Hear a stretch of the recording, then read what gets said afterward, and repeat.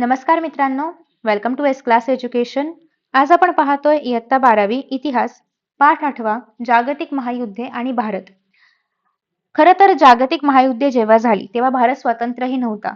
तरी सुद्धा भारतावरती इनफॅक्ट संपूर्ण जगावरती या युद्धाचे परिणाम उमटले होते आणि ते काय परिणाम आहेत, कसे भारतावरती स्पेसिफिकली कसे परिणाम झाले ते आता आपण याच्यामध्ये बघणार आहोत. 20व्या शतकामध्ये 2 महायुद्ध झाली आणि ही दोन्ही महायुद्धे 20व्या शतकाच्या सुरुवातीच्या काळामध्ये झालेली महत्त्वाच्या घटना आहेत आणि यामुळे खरं तर जग बदललं. कुठले नवीन राज्य आले, कुठले राज्य जे आहेत ते कसे मित्र राज्य होते किंवा शत्रू राज्य कोणते होतं, हे सगळं आपल्याला पाहायचं आहे. पहिलं महायुद्ध सन 1914 ते 1918. 1914 मध्ये पहिले जागतिक महायुद्ध सुरू झालं. साम्राज्य वाढवू इच्छिणाऱ्या युरोपीय राष्ट्रांमधील स्पर्धा हे खरं तर या महायुद्धामागचं मुख्य कारण होतं. याच्या व्यतिरिक्त पण अजून काही कारणं आहेत, ती आता आपण बघतोय. 19व्या शतकाच्या उत्तरार्धात म्हणजे शेवटच्या काही वर्षांमध्ये औद्योगिक क्षेत्रामध्ये नवनवे शोध लागत होते. उत्पादनासाठी यंत्रणेचा वापर मोठ्या प्रमाणावर केला जात होता आणि त्यासाठी कच्च्या मालाचा पुरवठा आवश्यक होता.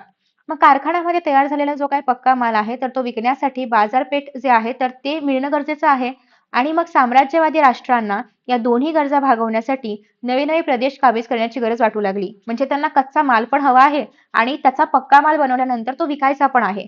अर्थात मग त्यासाठी प्रदेश पाहिजे, नवीन-नवीन प्रदेश पाहिजे, की ज्या ठिकाणी हा माल नाही बनवला जात आहे किंवा ज्या ठिकाणी याची आवश्यकता आहे आणि मग त्यासाठी त्यांनी नवीन-नवीन प्रदेश काबीज करायला सुरुवात केली. त्यामुळे पुष्कळ वेळा युरोपातील देशांमध्ये युद्धाचा प्रसंग यायचा, कारण प्रत्येक वेळी ते हेच करायचे की नवीन प्रदेश काबीज करायचा, त्या ठिकाणी हे सगळा माल जो आहे तर तो घेऊन जायचा, तिकडच्या लोकांना जास्त कर लावून विकायचा आणि पैसे जे आहेत ते अर्थात युरोपमध्ये यायचे. आणि त्यासाठी युरोपातील बड्या राष्ट्रांना सैन्यबळ व शस्त्रबळ एकसारखे वाढवावे लागत असायचे. England, France, Russia, Portugal, Holland, Belgium, Spain इत्यादी राष्ट्रांनी आफ्रिका व आशिया खंडामध्ये साम्राज्य विस्तार केला होता. प्रथम महायुद्धपूर्व युरोपमध्ये England, Germany, Austria, Hungary, Russia, France आणि इटली ही काही प्रमुख राष्ट्र होती आणि या राष्ट्रांचे परस्पर विरोधी गट निर्माण झाले आणि यामध्येच काही मित्र राष्ट्र होती तर काही शत्रू राष्ट्र होती. प्रत्येक राष्ट्र आपले सैन्यबळ, नाविक दळ म्हणजे हे काय म्हणूया आपण, नौसेना ज्याला आपण म्हणतो, वाढवू लागलं आणि संहारक शस्त्रास्त्रे बनवण्यावरती भर देण्यात येऊ लागली आणि यावर युरोपामध्ये युद्धजन्य परिस्थिती निर्माण होत होती. ठीक आहे. स्वतः त्या युद्धाची तत्कालीन कारणं काय आहेत? खरं रिझन आपण एक बेसिक रिझन्स बघितले की कशामुळे हे युद्ध होणार होतं. आता आपण खरं रिझन बघूया काय आहे. ऑस्ट्रियन राजपुत्र आर्च ड्यूक फ्रान्सिस फर्डिनांड आणि त्याची पत्नी यांना सर्बियात एका सर्बियन माथेफिरूने खून केला. ठीक आहे. या प्रकरणामध्ये सर्बियाचा हात असावा अशी ऑस्ट्रियाची खात्री होती. त्यामुळे ऑस्ट्रियाने सर्बिया विरुद्ध युद्ध पुकारलं. हे झालं पहिलं रिझन किंवा आता सुरुवात झालेली आहे.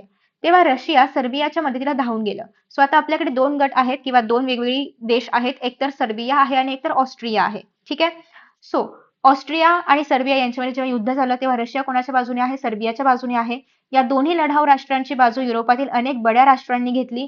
ऑस्ट्रिया हंगेरी यांनी सर्बिया विरुद्ध दडपशाही आरंभली. आता ऑस्ट्रिया हंगेरी एका बाजूला आहेत, सर्बिया युरोप एका बाजूला आहे. ऑस्ट्रियाच्या बाजूने अजून एक देश आला, तो म्हणजे जर्मनी. आपण याचे गट करूयात, सो हे अजून चांगल्या पद्धतीने समजेल.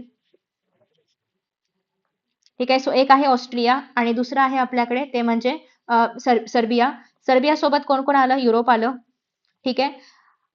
ऑस्ट्रिया सोबत कोण आहे? जर्मनी आहे. मराठी आणि इंग्लिश मध्ये लिहिताना कन्फ्युजन चाललंय माझं. ठीक आहे. जर्मनी आहे. त्याच्यानंतर नेक्स्ट आहे हंगेरी. ठीक आहे. सो ऑस्ट्रिया आहे, जर्मनी आहे आणि हंगेरी आहे. हे एका बाजूला आहेत आणि सर्बिया आणि युरोप एका बाजूला आहेत. आफ्टर दॅट नेक्स्ट आहे बेल्जियम. हा देश तटस्थपणे होता, म्हणजे तो ना ऑस्ट्रियाच्या बाजूने आहे ना सर्बियाच्या बाजूने आहे. तरी सुद्धा जर्मनीने बेल्जियमवरती हल्ला करून तो देश आपल्या वर्चस्वाखाली आणला. म्हणजे आता बेल्जियम जो आहे तर तो ऑस्ट्रियाच्या साईडला आलेला आहे. इंग्लंडने बेल्जियमला पाठिंबा दिला, म्हणजे इंग्लंड पण आता कुठे आलेला आहे? ऑस्ट्रियाच्या साईडने आलेला आहे. त्यानंतर नेक्स्ट आहे इंग्लंडने जर्मनी विरुद्ध युद्ध पुकारले. आता खरं तर हे एकत्र असले पाहिजे होते, पण नाही, यांच्यामध्ये इंटरनल कॉन्फ्लिक्ट्स आहेत. नेक्स्ट आहे जर्मनी, ऑस्ट्रिया, तुर्कस्तान, बल्गेरिया ही अक्ष देश किंवा ही अक्ष राष्ट्र एका बाजूस आणि इंग्लंड, फ्रान्स, रशिया ही दोस्त देश एका बाजूस असे गट पडले आणि फायनली जे गट आहेत तर ते अशा पद्धतीचे आहेत. ठीक आहे. हे यासाठी लक्षात ठेवायचं आहे कारण अक्षराष्ट्र कुठले आणि मित्र राष्ट्र कुठले असे प्रश्न विचारले जातात आणि इनफॅक्ट पुढे जो काही युद्धाला एक पुढे जे वळण मिळणार आहे त्यासाठी हे पण माहिती पाहिजे की नक्की कोण कोणाविरुद्ध युद्ध करतंय. सो नेक्स्ट आहे पुढे इटली दोस्त राष्ट्रांच्या गटामध्ये सामील झालं. म्हणजे इटली जे की या ठिकाणी इंग्लंड, फ्रान्स, रशिया आहे यांच्यामध्ये सामील झालं. महायुद्धाच्या अखेरच्या काळामध्ये अमेरिका पण युद्धामध्ये सामील झालं. 1916 मध्ये उत्तर समुद्रातील जेटलँड येथे जर्मनी आणि इंग्लंड यांच्यामध्ये नाविक युद्ध झालं आणि त्यामध्ये जर्मनी आरमाराचा पूर्ण पराभव झाला आणि 1918 मध्ये व्हर्सायचा तह झाला आणि हे जे युद्ध आहे तर ते संपलं. सो 1914 पासून सुरू झालेलं हे युद्ध 1918 ला संपलं. आणि मग त्यानंतर खरं तर इतक्या मोठ्या प्रमाणामध्ये युद्ध झालं होतं, इतके देश याच्यामध्ये इन्क्लूड झाले होते, जीवितहानी झाली होती, नुकसान सगळं झालं होतं, इकॉनॉमिक आर्थिक परिस्थिती पण खालावली होती आणि त्याच्यामुळे हे कळून चुकलं होतं सगळ्याच राष्ट्रांना की अशा प्रकारचं परत युद्ध होणं आपण अफोर्ड नाही करू शकत किंवा हे नाही झालं पाहिजे अशा प्रकारचं युद्ध परत एकदा आणि त्यासाठी राष्ट्रसंघाची स्थापना करण्यात आली. तर पहिल्या महायुद्धासारखे युद्ध पुन्हा होऊ नये आणि त्यासाठी उपाययोजना करायला पाहिजे असं सगळ्याच राष्ट्रांना वाटू लागलं.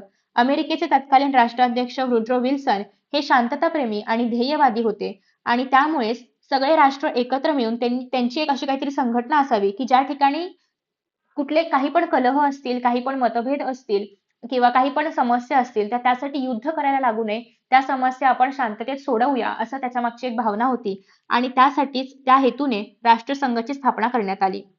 महायुद्धामध्ये पराभूत झालेल्या जर्मनी, ऑस्ट्रिया इत्यादी राष्ट्रांना या संघटनेमध्ये सभासद होण्यास मज्जाव करण्यात आला आणि अमेरिकेने राष्ट्रसंघ ही संकल्पना मांडली.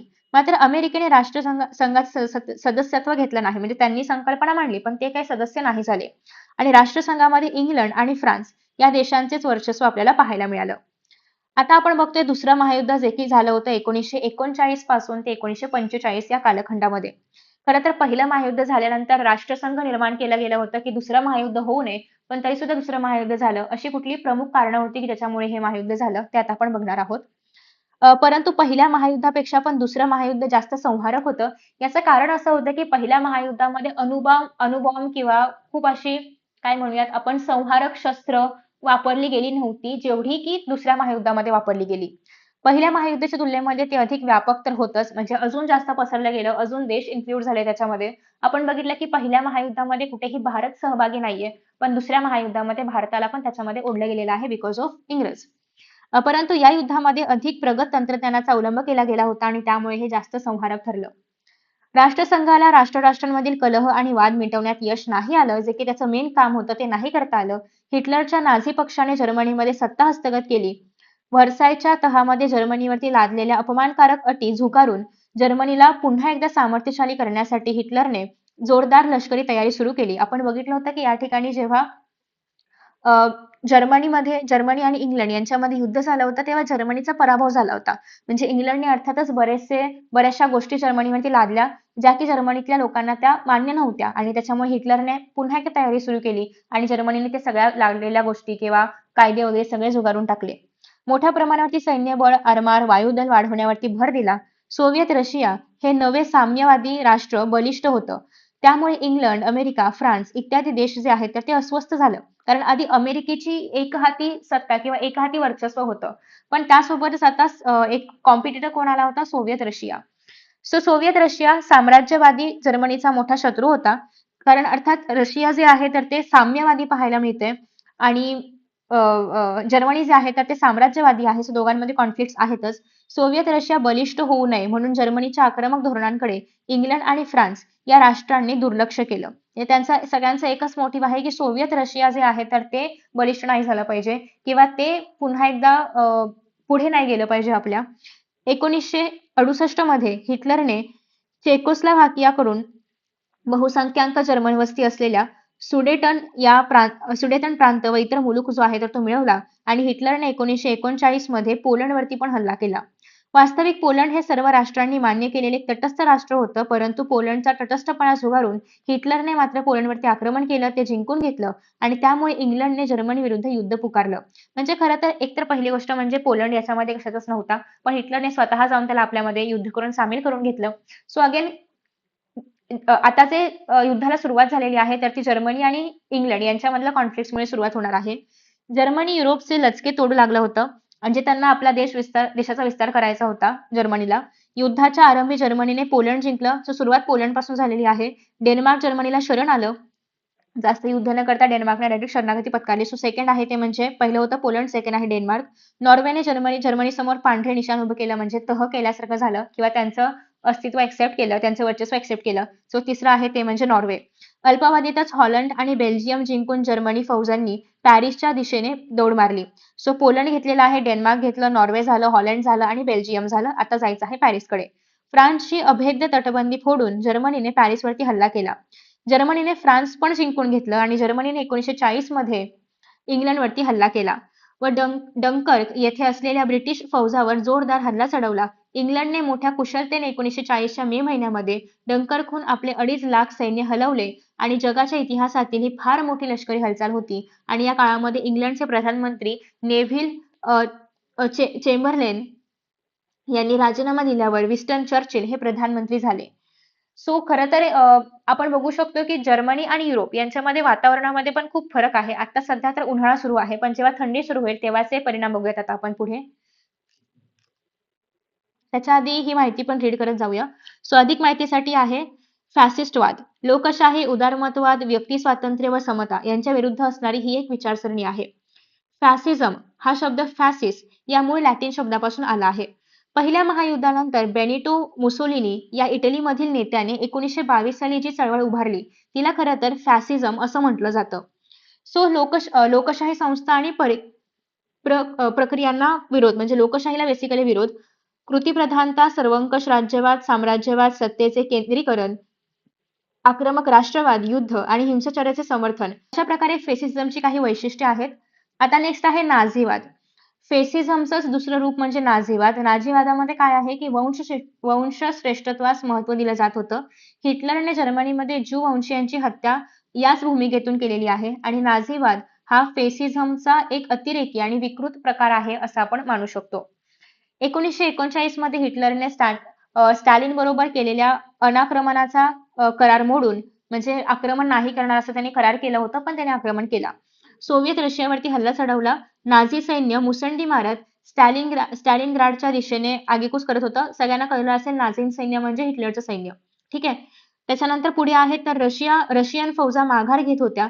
पण नोव्हेंबर 1943 मध्ये स्टॅलिनग्राड येथे 3 लक्ष जर्मन नाझी फौज सोयीत रशियाच्या कोंडीत सापडली आणि मार्शल जॉर्जी झुकावाच्या नेतृत्वाखाली सोव्हिएत रशियाने जर्मन सैन्याचा पराभव केला. म्हणजे थंडी सुरू झालेली आहे आणि आधी सांगितल्याप्रमाणे की उन्हाळा होता तोपर्यंत जर्मनीचं सैन्य जे आहे तर ते सोव्हिएत युनियनच्या सैन्यावरती भारी पडत होतं. पण जशी काही थंडी सुरू झाली तसं हे जे आहे ते सगळं उलटं व्हायला लागलं आणि या ठिकाणी जर्मनी पराभूत होऊ लागली. मित्र राष्ट्रांनी बर्लिनचा पाडाव केला आणि याच सुमारास हिटलरने भूमिगत होऊन आत्महत्या केली. आणि जसं हिटलरला कळलं की आपण हारत चाललेलो आहोत, आपलं अस्तित्व आता निघून चाललेलं आहे, जर्मनी हारत चाललेली आहे, तसं मग त्याने आत्महत्या केली.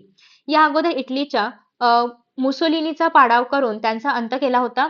उत्तर आफ्रिकेत पण जर्मनीचा पराभव झाला होता आणि जर्मन सैन्य शरण आलं होतं. म्हणजे त्यांनी जेवढं काही या काही वर्षामध्ये काबीज केलं सगळं ते आता त्यांच्या हातातून निसटून चाललेलं आहे. जपानने जर्मनीच्या बाजूने युद्धामध्ये उडी घेतली जर्मनीचं अस्तित्व टिकवून ठेवण्यासाठी आणि 1941 मध्ये जपानने पर्ल हार्बर वर बॉम्ब हल्ला केला आणि अमेरिकेचा नाविक तळ निकामी केला. म्हणजे काही गरज नव्हती खरं तर, कारण अमेरिका आणि जपान यांचं असं काही क्लॅशेस नव्हते वरच्यावर पाहायचं म्हटलं तर. पण तरी सुद्धा जपानने जर्मनीच्या बाजूने लढण्यासाठी अमेरिकेच्या इथे हल्ला केल्यामुळे परत मग अमेरिका जे आहे त्याचं प्रत्युत्तर म्हणून हिरोशिमा आणि नागासाकी याच्यावरती हल्ला करतं आणि मग दुसरं महायुद्ध संपणार आहे. तर अशा रीतीने या युद्धाला व्यापक रूप प्राप्त झालं. म्हणजे जे राष्ट्रांचा काही संबंधही नव्हता ते पण राष्ट्र याच्यामध्ये इन्क्लूड झाले. पुढे फिलिपाईन्स, म्यानमार, मलाया, सिंगापूर हे देश पण जपानने जिंकले आणि तसेच आसाम, आराकान, इम्फाळ या भागापर्यंत जपानने खरं तर धडक मारली होती. तेव्हा इंग्लंडने जपानचा प्रतिकार केला. अमेरिकेने जपानच्या ताब्यामध्ये जे काही फिलिपाईन्स आहे तर ते परत घेतलं.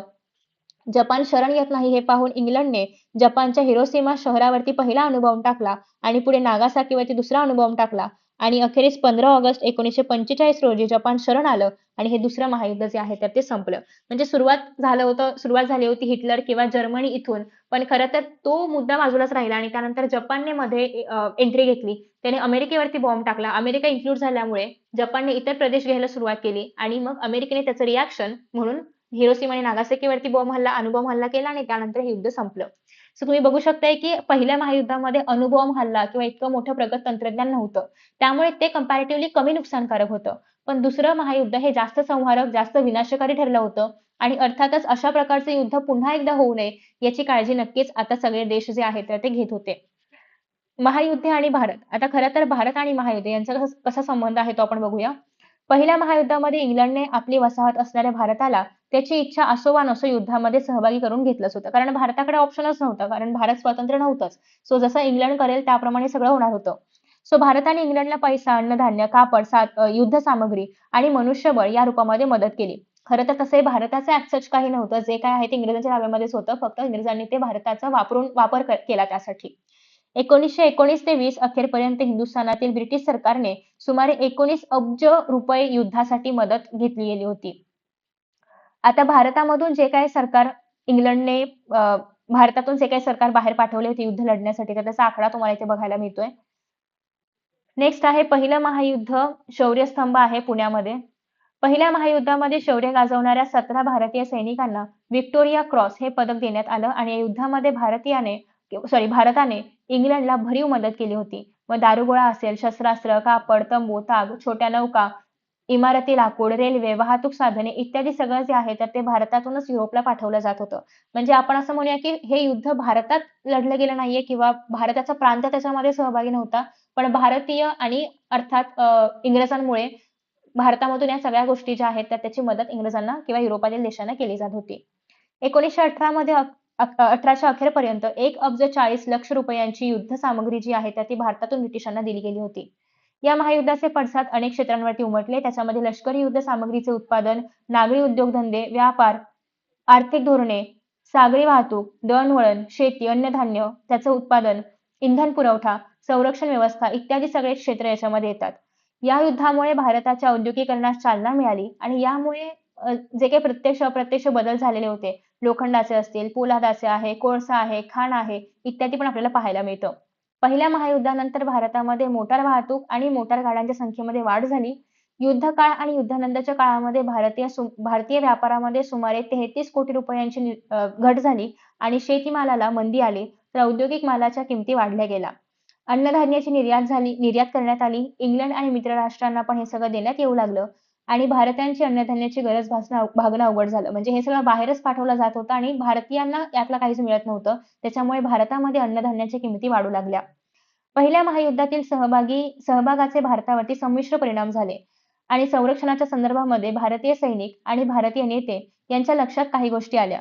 युरोपात लढताना आपली शस्त्रास्त्रे अन्य राष्ट्रांपेक्षा कमी दर्जाची आहेत हे पण त्यांना लक्षात आलं. विमाने असेल, अप्रगत यांत्रिक साधने, तोफखाना, अपुऱ्या वैद्यकीय सुविधा, सैन्याच्या आधुनिकीकरणाकडे लक्ष न देणं, सैन्याच्या शास्त्रशुद्ध प्रशिक्षणाकडे डोळेझाक करणं, युद्धोपयोगी सामग्रीचे राखीव साठे नसणं, यामुळे आपण किती मागे आहोत हे भारतीयांच्या लक्षात येऊ लागलं. आणि मग खरं तर याच्यामध्ये बदल घडवून आणण्यासाठी ब्रिटिश सरकारने एक समिती स्थापन केली आणि या समितीने लष्करामधील सुधारणांच्या संदर्भामध्ये सूचना केल्या की अजून भारताला काय काय गोष्टींमध्ये प्रगती करायची आहे आणि अजून आपण चांगल्या पद्धतीने युद्धामध्ये कसं उतरू शकतो.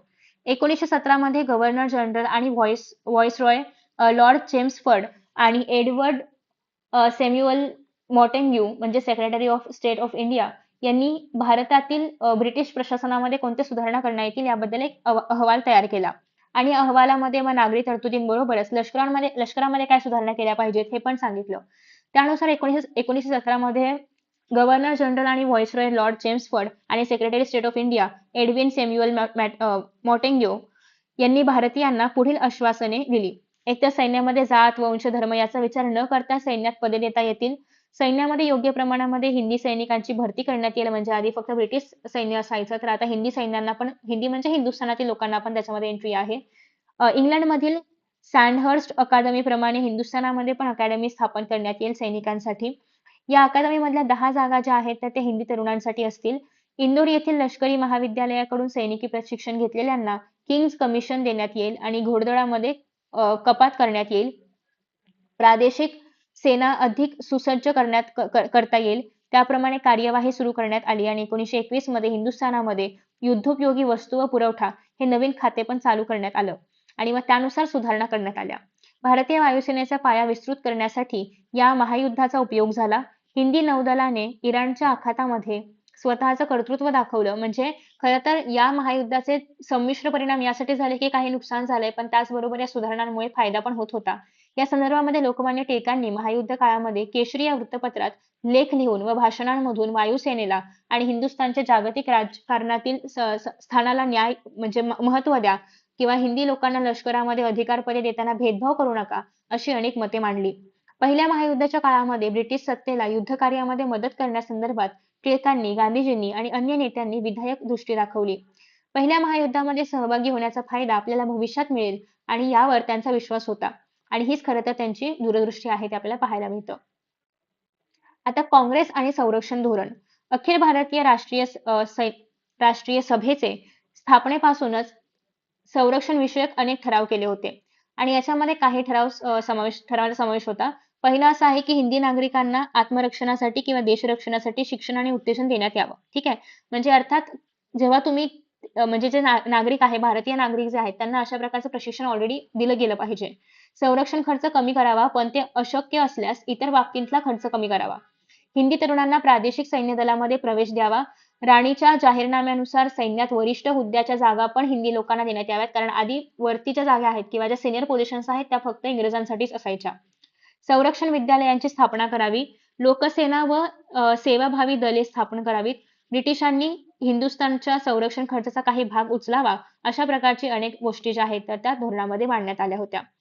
इंग्रज शाहीने सुरू केलेल्या या युद्धामध्ये हिंदुस्थानाला ओढण्यात आले होतं. अर्थात कारण हिंदुस्थान स्वतंत्र नसल्यामुळे हिंदुस्थानाचा हा विचार नव्हता की आपण युद्धामध्ये वगैरे सहभागी व्हावं. पंडित जवाहरलाल नेहरूंनी आपली कन्या इंदिरा यांना या काळाचे वर्णन करणाऱ्या एका पत्रामध्ये असं म्हटलेलं आहे की हे हिंदुस्थानचे युद्ध नव्हते. म्हणजे खरं तर हिंदुस्थानचा याच्यामध्ये काहीच संबंध नव्हता. हिंदुस्थानचे जर्मनीचे भांडण नव्हते आणि तुर्कस्थानशी पण भांडण नव्हते ना इतर कुठल्या देशाशी भांडण होतं. कारण तेव्हा हिंदुस्थान भांडण करण्याच्या सिच्युएशनमध्येच नव्हतं. हिंदुस्थानला या बाबतीत मतच नव्हते. हिंदुस्थान इंग्लंडची वसाहत होती. मालकीनीच्या पदराला धरून जाणे तिला भागच होतं. कारण आपल्या हातात युद्ध करायचं की नाही हा निर्णयच नव्हता. युद्ध करायचं म्हटलं तर फक्त गोष्टी प्रोव्हाइड करणं, सैन्य प्रोव्हाइड करणं हेच फक्त भारताचं काम होतं. आणि नाही करायचं म्हटलं तर नाही, कारण आपल्या हातामध्ये त्याच्या रिगार्डिंग मत घेण्याचा अधिकारच नाहीये. हिंदुस्थानामध्ये दारिद्र्य होतं आणि त्यामुळे सैन्य भरतीला अडचण नव्हती. सुमारे 11 लाख हिंदी सैनिक पहिल्या युद्धामध्ये लढले. कारण अर्थात म्हणजे एकतर पहिली गोष्ट काही काम नाहीये, त्याच्यामुळे दारिद्र्य आहे. जर आपण सैन्यात भरती झालो तर पगार मिळणार आहे, पैसा येणार आहे घरामध्ये आणि त्या एका पॉइंटने सगळे जे लोक आहेत ते सैन्यामध्ये भरती होऊ लागले आणि त्यांना महायुद्धामध्ये पाठवलं होतं लढायला. हिंदी सैनिकांनी इंग्लंडची बाजू सावरून धरली. म्हणजे ऍक्च्युअली याच्यामध्ये बेनिफिट इंडियन्सचा काहीच नव्हता. बेनिफिट फक्त इंग्रजांचा होता. त्यासाठी भारतीय लढत होते. 150 कोटी रुपये हिंदुस्थानतर्फे युद्धाला मदत म्हणून इंग्लंडला देण्यात आली होती. महायुद्धाच्या काळामध्ये भारतातील कित्येक लोक देशांतर करू लागले. कॅनडा, अमेरिकेला जाऊ लागले. कॅनडाचे सरकार हे ब्रिटिश सरकारच्या हातातले बाहुले होते. त्यांनी हिंदी लोकांना थारा देण्याचं नाकारलं. म्हणजे अर्थात ब्रिटिश हे कसं काय सहन करतील की लोक भारतामधून कॅनडामध्ये चाललेली आहेत. सो त्याच्यामुळे त्यांनी ऑलरेडी सांगितलेलं होतं की कॅनडामध्ये भारतीयांना स्थान नाही. बाबा गुरुदीत सिंग यांच्या नेतृत्वाखाली गेलेल्या कामगाटा मारू जहाजाला कॅनडाने आपल्या बंदरामध्ये व्हँकुव्हर नांगर टाकू दिलं नाही आणि हे परागंदा झालेले हिंदी सैनिक जे आहेत ते परत भारतात आले. कामागाटा मारू हे जहाज कोलकाताच्या जवळच्या बजबज या बंदरामध्ये पोहोचले. जहाजातील उतारूंनी ताबडतोब आपापल्या गावी जावे असं इंग्रज अधिकाऱ्यांनी सांगितलं होतं. आणि पण लोकांनी मात्र तो हुकूम मोडला आणि मग इंग्रज अधिकाऱ्यांनी त्याच्यावरती गोळीबार केला आणि 30 लोक जे आहेत तर ते ठार झाले. इंग्रजांच्या या निर्दयीपणामुळे देशामध्ये प्रचंड प्रक्षोभ माजला, प्रचंड संताप निर्माण झाला. पहिले महायुद्ध आणि टिस्को. पहिल्या महायुद्धाचा आणि टाटा आयर्न अँड स्टील म्हणजेच टिस्को याचा जवळचा संबंध आहे. पहिल्या महायुद्धामध्ये जमिनीवरच्या युद्धात सैनिकांच्या वेगवान हालचाली, युद्ध सामग्रीची हलवाहलव यासाठी रेल्वेशिवाय दुसरं काही पर्याय नव्हता. युरोपामध्ये इंग्लंडला उत्तम रेल्वे रुळाची गरज होती आणि इराकच्या प्रदेशातील लष्करी हालचालींसाठी इंग्रजांना रेल्वे रूळ सुद्धा गरजेचे होते. इंग्रजांची गरज ही कंपनीसाठी संधी ठरली आणि कंपनीने मात्र अहोरात्र कष्ट करून 1500 मैल लांबी पुरेल एवढं रूळ जे आहेत, रेल्वे रूळ जे आहेत तर ते पुरवले. भारतीय कंपनीला पोलादी रूळ तयार करता येणार नाहीत असेच इंग्लंडमधील काही वरिष्ठ अधिकाऱ्यांना वाटत होते, परंतु भारतीयांनी त्याच्यावरती मात केली आणि पहिले महायुद्ध संपल्यावर 1919 मध्ये व्हाईसरॉय लॉर्ड चेम्सफोर्ड टिस्कोच्या कारखान्यावरती आले. चेम्सफोर्ड यांनी भाषणामध्ये इजिप्त, पॅलेस्टाईन आणि पूर्व आफ्रिकेमध्ये दोस्त राष्ट्रांना जे यश मिळाले त्यात भारताने पुरवलेल्या रेल्वे रुळांच्या विजयाचे श्रेय दिलेले आहे. सो रेल्वे रुळांमुळेच त्यांना ते यश मिळालं असं त्यांचं म्हणणं आहे. भारतीय लोकांनी मनात आणलं तर ते काय करू शकतात याचीच साक्ष व्हॉइसरॉय यांनी दिली. जर्मनी हा देश राष्ट्रवादी होता. भारतावरही राष्ट्रवादाचा विलक्षण प्रभाव होता, पण जर्मन राष्ट्रवाद आणि भारतीय राष्ट्रवाद याचा यात मूलतः असलेला फरक आपण लक्षात घेतला पाहिजे. खरं तर जर्मनी इतरांचे प्रदेश आपल्या घशाखाली घालून आपले राष्ट्र बलिष्ठ करणं, मोठं करणं याच्यासाठी प्रयत्न करत आहे. तर भारताचा राष्ट्रवाद हा भारताच्या पायातील गुलामगिरीच्या शृंखला तोडण्यासाठी होता. दोघांकडे पण राष्ट्रवाद आहे, पण जर्मनीला आपला सत्ता विस्तार करायचा आहे आणि भारताला आधीच गुलामगिरी आहे, त्यातून फक्त बाहेर यायचं आहे आणि मग पुढा जो काय आहे तर ते आपण करू शकतो.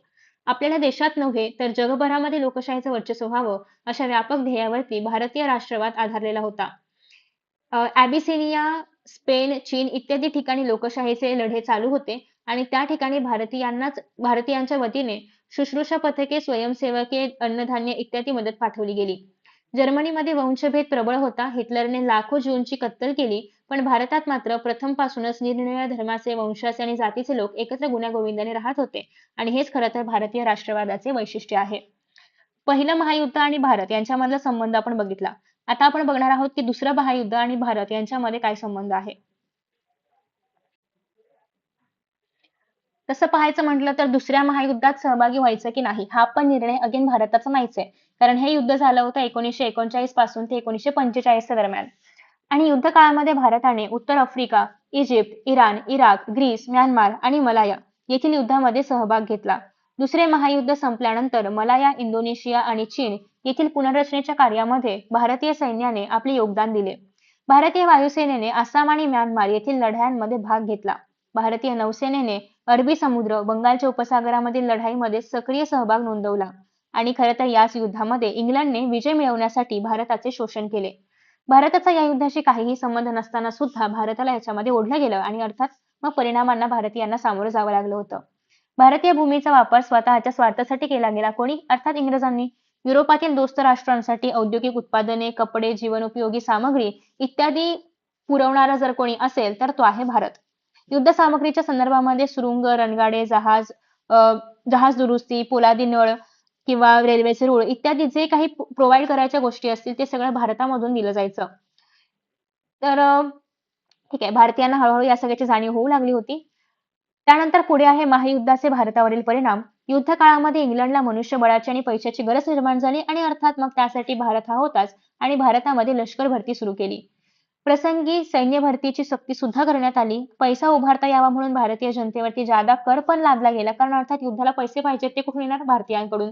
युद्धामध्ये मनुष्यबळ पाहिजे कुठून येणार? भारतीयांकडून. युद्धामध्ये जे काही पाहिजे कुठून येणार? सगळं भारताकडून येणार आहे. ठीक आहे, त्याच्यामुळे भारत डिरेक्टली सहभागी नसला झाला तरी पण सगळ्यात जास्त आय मीन सगळ्यात भयंकर परिणाम भारतालाच भोगावे लागले होते. नेक्स्ट आहे व्यापार आणि उद्योगधंद्यातील करामध्ये मोठ्या प्रमाणामध्ये वाढ केली गेली होती. का तर पैसे वाढवण्यासाठी म्हणजे सरकारकडे पैसे वाढावे त्यासाठी. युद्ध काळामध्ये जीवनावश्यक वस्तूंच्या किमती भरमसाठ वाढल्या होत्या. वाढलेल्या महागाई बरोबरच या काळामध्ये औद्योगिक मंदीमुळे बेकारीचे संकट पण भारतीयांसमोर उभं राहिलं होतं. या परिस्थितीला ब्रिटिशांची शोषक सत्ता कारणीभूत आहे आणि भारतीयांना याची जाणीव झाली होती. कामगार, शेतकरी आणि मध्यमवर्गीय जे आहेत तर ते सगळेच ब्रिटिश सत्तेच्या विरोधात मोठ्या प्रमाणामध्ये चळवळी तयार करून त्याच्यामध्ये सामील झाले. जेणेकरून हे दाखवायचं आहे की भारतीयांवरती किती मोठ्या प्रमाणामध्ये शोषण होत आहे आणि तसं नाही झालं पाहिजे, त्याचा विरोध करायचा आहे. सप्टेंबर 1939 मध्ये युरोपामध्ये दुसरे महायुद्ध भडकले. इंग्लंड आणि फ्रान्स यांच्या विरुद्ध जर्मनी आणि इटली असे हे युद्धाचे प्रारंभीचे स्वरूप होते. जर्मनी विरुद्ध इंग्लंड युद्ध पुकारताच भारतातही इंग्लंडच्या बाजूने युद्धामध्ये सामील होण्याची घोषणा केली गेली. कारण अर्थात इंग्लंडचंच आपल्यावरती राज्य आहे आणि त्यावेळेचे व्हॉइसरॉय लॉर्ड लिनलिथगो यांनी अशी घोषणा केली की भारताने पण दुसऱ्या महायुद्धामध्ये सामील व्हायचं आहे. व्हॉइसरॉयच्या या घोषणेचा राष्ट्रीय सभेने निषेध केला. जर्मनीत व इटलीतील आक्रमक हुकुमशाही विचारप्रणालीचा जसा राष्ट्रीय सभेचा प्रखर विरोध होता तसाच तो इंग्लंडच्या साम्राज्यवादाला आणि वसाहतवादाला सुद्धा होता. युरोपामध्ये लोकशाहीचे संरक्षण करण्यासाठी आपण जर्मनी व इटली विरुद्ध लढत आहोत असा इंग्लंडचा दावा होता आणि तो जर खरा असेल तर इंग्लंडने भारताला तत्काळ स्वातंत्र्य द्यावं अशी मागणी राष्ट्रीय सभेने केली. स्वतंत्र भारत जर्मनी विरुद्ध इंग्लंडला युद्धामध्ये मदत करेल असं आश्वासन पण दिलं. म्हणजे तुम्ही आधी भारताला स्वतंत्र करा आणि मग आम्ही तुम्हाला युद्धामध्ये मदत करू. म्हणजे पहिल्या महायुद्धापर्यंत असं होतं की भारत मदत करत होता, पण ते इंग्रजांसाठी चाललं होतं. पण आता भारताला कळून चुकलं होतं की आपला फक्त वापर केला जातोय. त्यापेक्षा आपण अट ठेवूया की तुम्हाला जर आमच्याकडून मदत हवी असेल, तर मग इंग्लंडने भारताला स्वतंत्र केलं पाहिजे आणि मग आम्ही आमचं मनुष्यबळ किंवा जे काही रिक्वायर्ड गोष्टी आहेत त्या सगळ्या आम्ही देऊ. सो असं आश्वासन कोणी दिलं? राष्ट्रीय सभेने. भारतामध्ये इंग्लंडचे साम्राज्यवादी शासन कायम राहणार असेल, तर इंग्लंडच्या युद्धकार्याला भारत मदत करणार नाही, अशी घोषणा पण राष्ट्रीय सभेने केली. महायुद्ध सुरू असेपर्यंत भारतासंबंधी कोणताही निर्णय इंग्लंडचे सरकार घेणार नाही, असे लिनलिथगो यांनी जाहीर केलं आणि तेव्हा इंग्लंडच्या युद्धकार्यामध्ये सहभागी व्हायचे नाही, असा निर्णय सुद्धा राष्ट्रीय सभेने घेतला. खरं तर याच सुमारास भारताच्या पूर्व सीमेनजीक हजारो भारतीय सैनिक ब्रिटिशांविरुद्ध युद्ध करण्यासाठी उभे ठाकले आणि मग खरं तर आपण ब्रिटिशांच्या बाजूने इतरांशी युद्ध करण्यापेक्षा तेच मनुष्यबळ जर आपण ब्रिटिशांविरुद्ध वापरलं, तर आपल्याला स्वातंत्र्य मिळेल. हा जो विचार आहे तो आता सुरू झाला आणि हे आझाद हिंद फौजेचे सैनिक होते, जे की ब्रिटिशांविरुद्ध लढण्यासाठी सीमेवरती उभे होते. नेताजी सुभाषचंद्र बोस हे त्यांचे नेते होते. इंग्लंड महायुद्धामध्ये गुंतलेलं असताना भारतामध्ये प्रखर जनआंदोलन सुरू करण्यात आले आणि मग भारताला स्वतंत्र करण्यासाठी गरज भासली, तर इंग्लंडच्या शत्रूचीही मदत घ्यावी असं त्यांचं मत होतं. आझाद हिंद सेना आपल्या ध्येयप्राप्तीसाठी अविरत झुंजली आणि अशा पद्धतीने आझाद हिंद सेनेने भारतीय स्वातंत्र्य लढ्यामध्ये आपले योगदान दिले. 1945 सालच्या ऑगस्ट महिन्यामध्ये दुसरे महायुद्ध थांबले. त्यात इंग्लंडचा विजय खरा ठरला. परंतु युद्धामुळे इंग्लंडची आर्थिक स्थिती मनुष्यहानी फार मोठ्या प्रमाणामध्ये झाली होती आणि त्यामुळे इंग्लंडची शक्ती पण कमी झाली होती. आणि त्यातच आपण पाहिलं की आता मात्र भारताची शक्ती वाढू लागली होती. भारतीय जनता आणि भारतीय सैनिक यांच्यावरती ब्रिटिशांचा जो काही एक दरारा होता तो आता नाहीसा झाला होता आणि त्याची जाणीव झाली होती ब्रिटिश राज्यकर्त्यांना. त्यांना कळलं होतं की आपली सत्ता काय आता जास्त वेळ नाही टिकणार आहे आणि त्यामुळे त्यांनी भारतातून पाय काढण्याचा निर्णय घेतला. 2 महायुद्धांमुळे मोठ्या प्रमाणावरती जीवितहानी, वित्तहानी झाली होती आणि त्यामुळे जागतिक शांतता प्रस्थापित करण्यासाठी एक यंत्रणा निर्माण केलीच पाहिजे. म्हणजे राष्ट्रसंघ निर्माण केलं होतं, पण त्याचा काहीच यूज नाही झाला. पण म्हणजे पहिल्या महायुद्धानंतर जे काही राष्ट्रसंघ निर्माण केलं होतं, त्याच्याने काही युद्ध थांबवलं जात नव्हतं आणि मग त्यामुळे दुसऱ्या महायुद्धानंतर संयुक्त राष्ट्रे या एका आंतरराष्ट्रीय संघटनेची स्थापना करण्यात आली आणि या संघटनेच्या कार्यामध्ये भारताने आपले भरीव योगदान दिले. आता पुढच्या पाठामध्ये आपण बघणार आहोत की आशिया आणि आफ्रिका या खंडातील निर्वसाहतीकरणाची माहिती. ठीक आहे. या ठिकाणी तुम्हाला अधिक माहितीसाठी एक बॉक्स दिलेले आहे, ते सगळे तुम्ही रीड करू शकता. सो आय होप की तुम्हाला हा पाठ समजला असेल.